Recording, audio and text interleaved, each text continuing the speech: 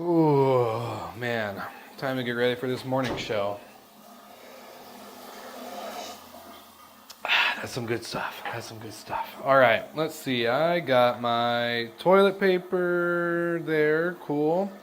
Did not bring that myself. I got my toothbrush, toothpaste, deodorant, hair gel, Q-tips. Okay. I'm not seeing my shampoo though. Where did I bring my shampoo? Dang. Should I even have to think about bringing shampoo when I go to a vacation rental? Do I even need to bring conditioner, soaps? Are these things that people actually bring to their vacation rentals? Oh, the answer is no? Why? Oh, that's why. Because Sojo. Sojo is your dynamic, automatic amenity delivery company that partners with vacation rentals to make sure that I don't have to bring my body wash and my conditioner all at once. Who would have thunk? Not me. Definitely wasn't me. Welcome to Good Morning Hospitality, your one-stop shop for the latest news, noteworthy trends, and thought-provoking discussions across the industry. From hotels and short-term rentals to all things travel and hospitality, you'll find each episode equips you with the information that you need to start your week. Join us on Good Morning Hospitality every Monday, wherever you get your podcasts.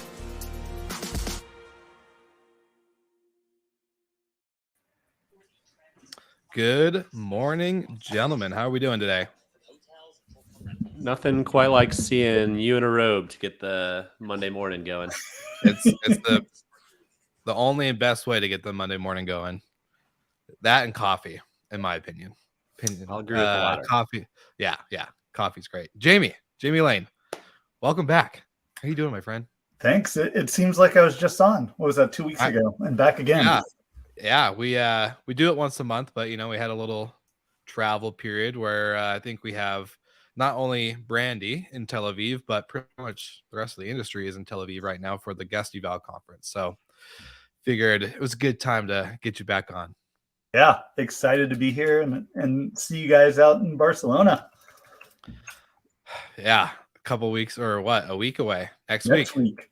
Oh my god. Yeah, 1 week from today, Will, you'll be on a plane. I'm not ready. I'm truly not ready. No, but it's good to get back together. It's going to be great to have the GMH crew together, all at once, not just 3 of us or 2 of us, where it's been in the past. So again, very excited. We'll get some good content and pictures and selfies, all that good stuff. Keep your robe on, Will. Oh, I will. Well, we have an exciting topic for today. I know we're going to cover a lot, but before we jump in, for any of the live viewers and our listeners, we have obviously partnered up with Sojo, and not only can you get amenities for 30 days for free with Sojo using our link, but you can also connect them and integrate with Track. If you're a Track user, shout out to TravelNet for being a sponsor and partner of the show as well. You can get your amazing property management software and your amenities technology taken care of all in one shop. So make sure you check out the link in the show notes. And then if you have any questions, feel free to reach out to the GMH crew. We would love to help and connect you with anyone at these companies and these teams. They're all amazing people as they love the industry as much as we do. So just a big shout out for our sponsors today. But now for the exciting topic, which is going to be one, we're seeing AI everywhere in the news today, as probably a little bit more than what we've seen in the last maybe couple of months, 2 or 3, give or take. And also, shout out to David and Gotti. We saw that David's company StaySense was acquired by Guesty right before this episode, like last week, like Thursday, Wednesday, one of the two. Smartest man in vacation rentals. I stand by it. Yeah. Great purchase and acquisition on the Guesty team. But yeah, great, exciting news in the acquisition department. Anything on your guys' radar before we jump into today's conversation with AI, Airbnb, Booking, Expedia, all that good stuff? Yeah, one quick thing. The end of resort fees may be here. Marriott announced their no longer hiding resort fees. I don't think that's by their choice. They were mandated by law. Nice little PR spin by Marriott, but ultimately good for the consumer. We all want to know the all-in price. Getting caught, showing up at the door with an extra $50 a day added. I don't know if you guys are as cheap as me, but that really pisses me off. So good on whatever. I won't give government many props often, but in this case, good on them for forcing their hand. And I'm then, in the same boat.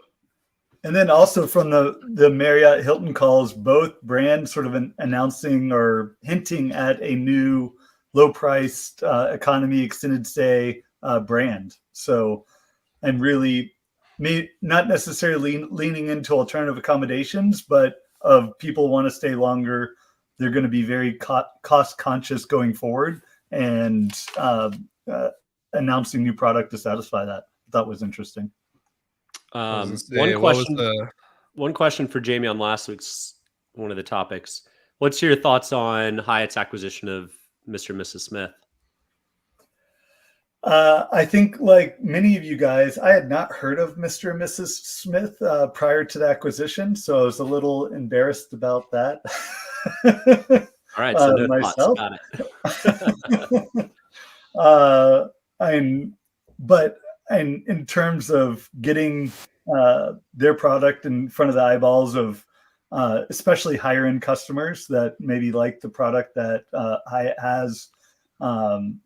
It looks like they have great boutique hotel supply, a lot of independent hotels that and maybe only distribute through them, or one of the few OTAs that they distribute through. So maybe getting some unique supply distribution sort of follows in very closely with what we see with some of the other OTAs like Airbnb and Vrbo, of how can they have unique supply that's only on their platform, is something every OTA is looking at.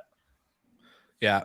Well, to go to the brand piece, I'm not going to lie. I'm a little disappointed as a Marriott guy and a Bonvoy guy. City Express, really? That's the name of the brand, and the logo sucks. Like I'm big on brand, so sorry for anyone at Marriott who's listening, but man, it was just like, this is not them, in my opinion. They're not a lower end budget. Like, this seems like a IHG or even a Choice move, in my opinion. So yeah, that's just my thought, but I don't know. I'm not going to be staying at a City Express. That's for sure. But just remember, Will, that this is an acquisition outside of the US, and brands are not as big outside of the US as they are in the US. And so to be able to build off the brand loyalty, or even any sort of brand standards, is something that is going to start happening more and more globally, I expect. And that this is the brand as they bought it, and not as it'll be sort of once they get their hands on it. Good point. I will ease back on the throttle after that comment. That was very, very well said, Jamie. Very well said. Well, speaking about throttles, the pre-call prep started to get a little heated with our debates on how AI is applicable in travel. Every one of the OTAs mentioned it last week, so it'll be curious to air and show all of our hands, aside from the pre-call discussions that clearly we are not all on the same page.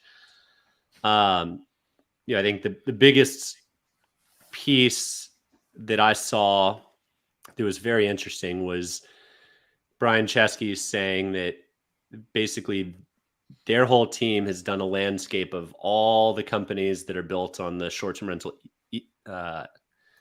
landscape, the ecosystem. That's the word I was going for. Oh yeah. But they said it's all the companies built on Airbnb's back. I'm going to disagree with that. It's built on the backs of Booking, Expedia, and Airbnb. But they're looking at how AI can start taking out some of that ecosystem, and how they might be able to use AI to make it easier to partner with others in the ecosystem. So I want to pause there and lob that to Jamie on that specific statement. What do you think? Yeah, and I think on that statement, he was getting more to the acknowledgement of the ecosystem, the value in the ecosystem. Essentially, and there's 300 companies that have built $100 million businesses. Like you just look at Guesty having their guest file conference and what their recent valuation is at, and this sort of ecosystem that they've just built for their users. I think back to a recent interview I think I heard with Andrew McConnell, where he got in and it was hospitality is hard. And the ecosystem that's out there is trying to make it easy. And ML AI is a big part of that and how the system's evolving. And there's going to be some things I think Airbnb is going to try to do themselves. And we've seen how well they've been able to do some of those things themselves, aka pricing, aka guest communication, and where it's really opened up an entire ecosystem to solve those problems better. But what I'm really hoping from Airbnb is, and maybe some of the OTAs have tried and failed, but I'm not to say Airbnb can't do it, is bringing together a marketplace that can connect their 4.3 million hosts that they have today to tech solutions that can help them run those businesses more efficiently, more profitably, provide a better guest experience, and for Airbnb, hopefully decrease the churn that they see on the platform. Because that's, and something I see in my seat is like, yes, they've got an acquisition funnel of getting new hosts, new properties, but there's also a big hole at the bottom of the bucket where a lot of people churn out as they realize how hard it actually is to do this. And if they can solve that, make it easier, make it more efficient for people, I suspect they could have a much, much bigger business. Yeah, I think early in my career, whenever Airbnb would make some broad, bold, big statement, it was like, oh man, they're going to take out this or that or the other. But they're bigger now than ever, and they're unwinding experiences, which is about as close to accommodations as they're going to get. They're matching an experience or a place with a guest or a traveler. Now, for them to get into the PMS world or the noise monitoring world or the big data world, they're just not. It's an entirely new business. So if you're hearing this for the first time, that statement, don't freak out. A lot of this is signaling to the market. They have to continue to tell stories to the market so the market stays engaged and holds their stock and drives the value up. But it will. Now, that said, they can take pieces out. Pricing, as an example, they should be able to price everything very, very well. But they don't, because there is no trust that Airbnb is pricing it the right way. Everyone knows Airbnb is pricing it in a way that Airbnb is going to get the booking. Yeah. I've had companies tell me they've run kind of comparisons of self-pricing using Airbnb's tools and using other tools in the industry. And Airbnb is consistently 15% lower than the other two cohorts. So it's going to be self-serving, whatever they end up doing, which doesn't create a whole lot of trust. Now, to Jamie's point with creating an ecosystem that makes it friendly for everyone to use the products that keep the stickiness around for Airbnb, that's a big, big ask. I don't think they're up for it, quite frankly. And their focus has always been on the single host, at least publicly. And so I think it's a big stretch to say they're going to jump in and start helping the ecosystem create more stickiness as a whole. I will say, obviously with the recent updates that they did to the platform, opening up rooms, and then of course fixing their pricing side on the host side, so making it really easy to discount and to do this and to do their rates internally. You're 100% right on the self-serving. Like, they want the lower rates to get to get more bookings. They're going to open up rooms because it's going to open up kind of that, maybe like Jamie was saying, that big but like leak in the bucket is that people are hosting these homes, whether they're investment properties, second, vacation homes, or even just their current primary resident, and they're realizing how hard it is to do a whole home. Maybe rooms will open up the, oh, I can, my roommates are moving out. I have, some spare space in my house. I could subsidize my mortgage or my rent or whatever it is, in that way. But when it comes to the ecosystem, one thing I don't think we have seen slow down within short-term rentals is the amount of tech being built or created, whether there's already products out there on the market. You can take pricing, you could take guest communication, which is a huge one. Everyone's seems to be coming up with a property management software or some type of guest app to get in front of the guest and to create a traveler experience and blah, blah, blah. But so I don't think the ecosystem is going to slow down. I think maybe with AI, I'm more interested in what Brian was talking about in This Week in Startups with Jason on AI and the personalization piece than I am anything else on the ecosystem, because I think, yeah, they're dropping experiences, but I think that will come back up and it'll be relaunched in a better way through AI. It was that they can't avoid it. Like, in my opinion, they can't. It's gonna have to come. If you want to get personalized and you want to get, the experiential piece, they're gonna have to add more outside of the booking itself.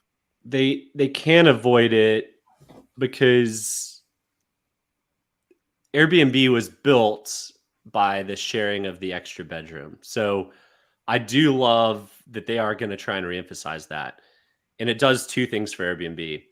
One, we're staring down the barrel of another recession, and Airbnb was launched in a recession, where if you can open up your extra room and get a few more $100 a month, that helps massively for people that are hurting, that are unemployed, that inflation is eating away at their income. But with what that does is the next generation, the 20 to 30-year-olds now who've never rented out their properties yet, once they start renting it out and realize it's not that scary, then once they get a little older and have an income and buy a house, then it's a long play for Airbnb. They're not going to be making a ton of money off of spare bedrooms, but 5-10 years from now, when those people that were renting their spare bedrooms own houses or own second homes, that's when it will come back and really help them. And I see it as, on experiences, they tried to take the playbook from private rooms and sort of how Airbnb got started, of using underutilized sort of space in your home or underutilized real estate, your second home, and say, hey, it's sitting there, you can start to earn revenue off of it. That makes sense to me, and that connected to millions of people. That doesn't hold for experiences, given that, and it's not like you just have extra time that you can leverage. And experiences actually take, like, you investing in and building a business around and giving people tours, doing all these things. And they tried to build experiences off of individuals and not partnering with the large tour operators, large companies out there. And I think they had a really hard time growing their supply of inventory for experiences. And that and it's very clear that they're pausing it. They're going to relaunch it at some point.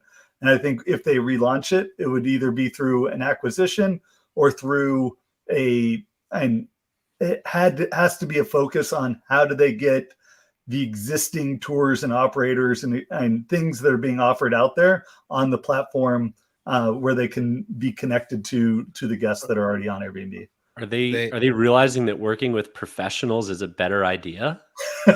Or in some aspects, yes. Okay, not I would expect that. I don't know that they have, but I would expect that they would need to. Well, I was going to say, think about the tour operators. In my opinion, they're kind of the same as these independent hoteliers who they love hospitality, but then add tech, add the operations, add all this into it, it gets really hard. And then you end up realizing you're doing a ton of other things that, you're not super passionate about. And I think these tour operators, one of those things is marketing. So what can they, by partnering with Airbnb at the end of the day, as much as I, am very much a book direct fan and all this other stuff, you're gonna get the eyeballs. And I think that's gonna take one thing off of your guys' plate as a tour operator, especially the local ones that, maybe they have a Google business page, but they don't have the, robust website and all the other stuff. They're gonna be able to actually use this platform in a better way. So I think, it's a good marketing channel and opportunity for the tour operators in local cities. And yeah, if you're a host, don't create your own experiences like creating another business. Like, just partner up with the local ones that you can find and that you like. Try them out. That's like the fun part of this industry, right? So you get to travel and try cool things in your city. So how about we jump into the large language models and AI and the impact that's going to have? Because I'll show my hand first of, I think it is going to make a big difference. I am very bullish in the way that I think Airbnb is going after it, that Brian was talking about with Jason Kalikanak's podcast, This Week in Startups, in calling out that we don't have a search problem, there's a matching problem. And I think there's a good chance Airbnb is going to go after moving from the Airbnb.com and sort of traditional search to the Match.com, and we're going to pair you. And we're going to pair you on both a type of trip, so location, experience, and who is the best host, what is the best type of property for you in that destination. And that they've started that with this latest release. And I don't know if you guys have dug into these profiles now that they're asking sort of the hosts for the rooms category to start filling out, and that you can start filling out as a guest too. Favorite. Yeah. Yeah. Yeah. And there's some funny questions like Will, one for you. What is one thing you're obsessed with? Oh, I wonder what. Podcasting. So if you could get matched with a host that also loves podcasting, like, you're going to have a much better experience, right? And those type of things. And if they can do it at scale and have the trust built with guests and hosts that they're actually going to fill out that info, with the benefit down the line of you're going to get much better travel and lodging recommendations, I could see that being a big boost long-term and build incremental demand. I think they've already built incremental demand for short-term rentals with their I'm Flexible search platform. So they're already getting people comfortable with, I'm going to go to Airbnb and get recommendations on what to do, not necessarily just putting in my dates and location that I want to travel to. And that as AI helps expand this technology, that they're going to create trips that people didn't know that they want to take, and push people towards locations and properties that wouldn't have otherwise got booked, and sort of spread out overall demand, which, for an industry that gets booked, and a disproportionate amount of nights get booked just during July and August, just during in certain locations, that's going to be a great thing for growing the industry. I'm in the same boat, but Michael, do you have any thoughts before I jump in and also praise this move and conversation that they had on that podcast? So I think there's a time and a place for it. When I travel for work, I care far less about where I'm going, what I'm doing. Does it have this, that, or the other amenity? I think my profile as a traveler for work is pretty easy to build. Now, my profile as a traveler on vacation, I like to think is a lot different, because each time I go somewhere, I want to do something different. I want to do something new. I want to go somewhere I haven't been. And I'm not going to give Airbnb all my data of every hotel I've stayed in, every city I've visited, every place I want to go. And I think this must have been 5 or 6 years ago at Res Fest, HomeAway Verbo conference. But one of the things that was eye-opening to me, and I generally agree with it, when you're planning your big family vacation for the year, half of the fun is in the planning of it.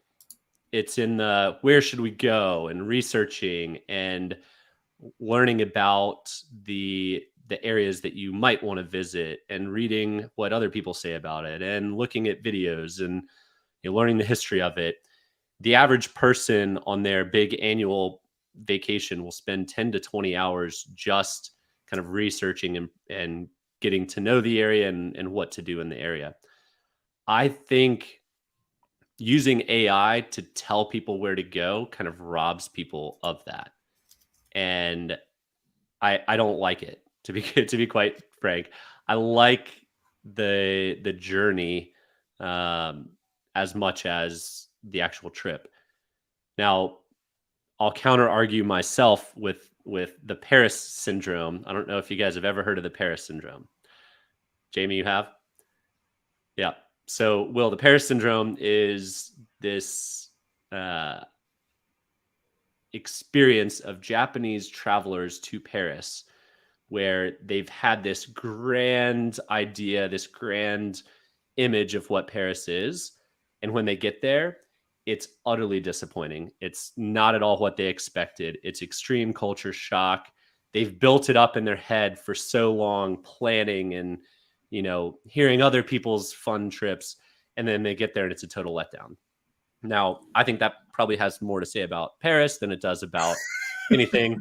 I don't know if y'all have been there, but there is certainly elements of matching people and personalities. I think it's a bit scary for Airbnb to have that much data on what I like to do while I travel to match me with the place that I want to go. But it's my 2 cents. So this is where I want to come in and say, you don't have to give them your past experience in travel. They're already going to have it. They're already going to be able to find it. It's already out there. Our data is everywhere already.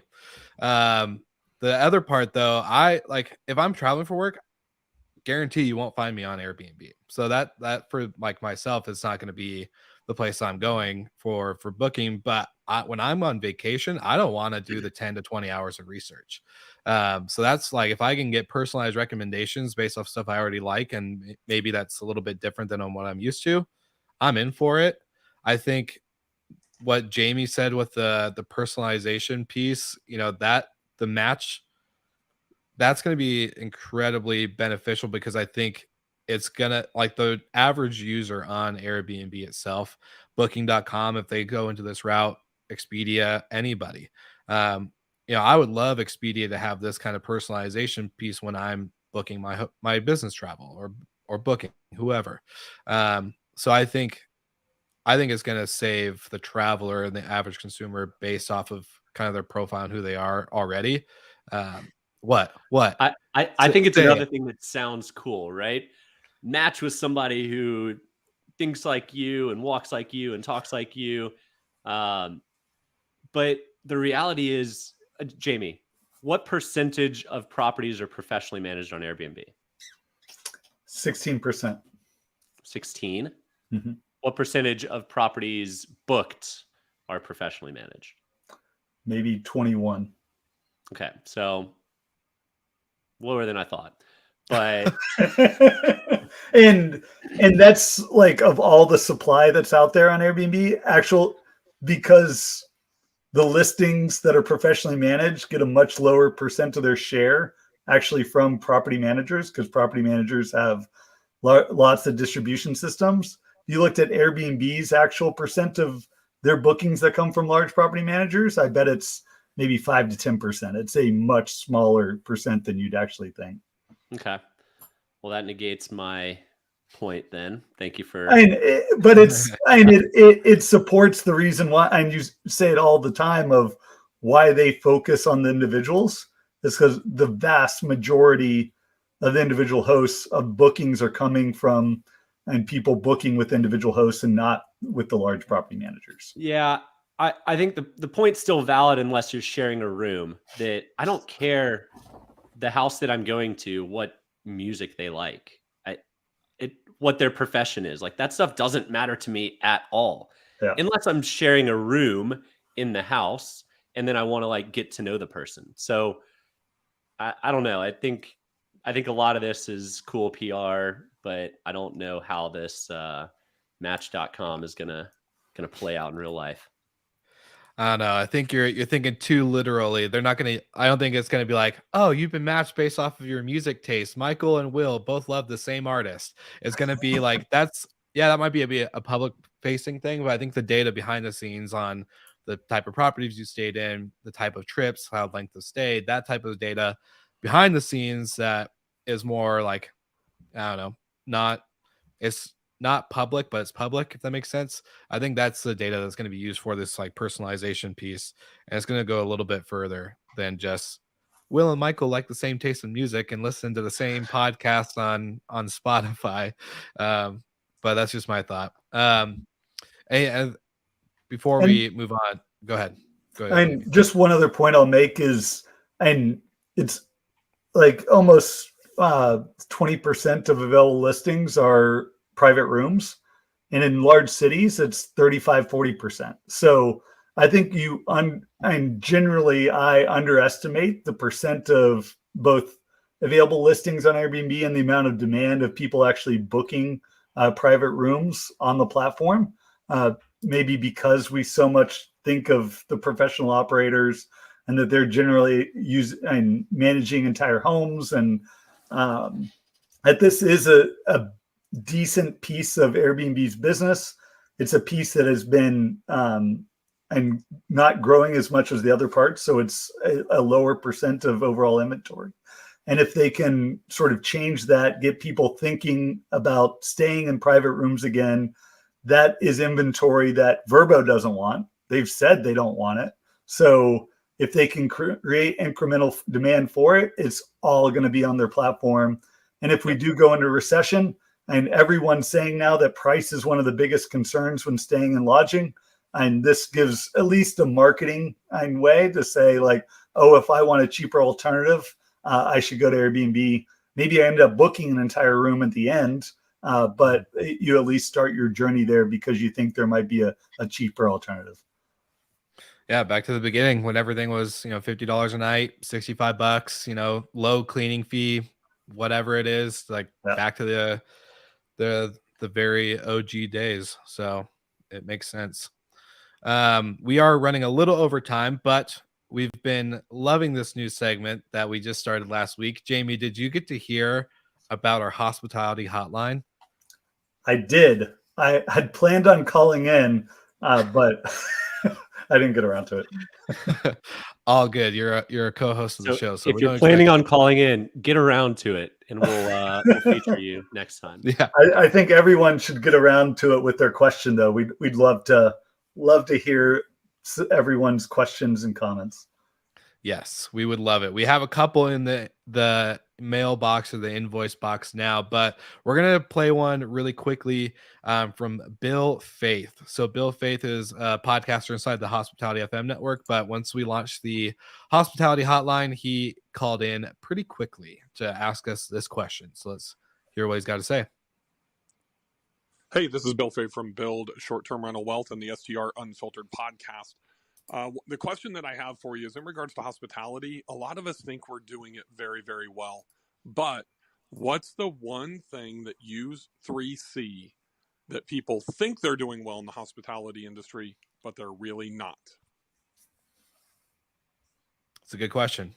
So I'm curious to hear from you two first. If you have any thoughts, I know we're not all operators, and Brandy probably would be a really good person to have on right now, but at the end of the day, I would love to know what you guys think first before going into any like rabbit hole question answers. I think concentrating on what the guest is going to tell their friends about their stay with you.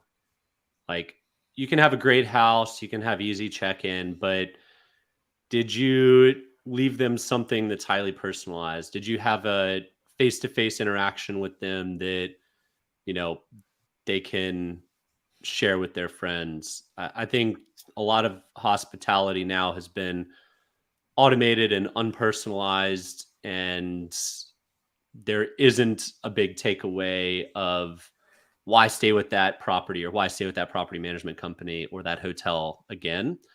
But if you can tie in these personal aspects, oh man, they set up the crib, they had diapers for us, there's baby food or whatever when you show up.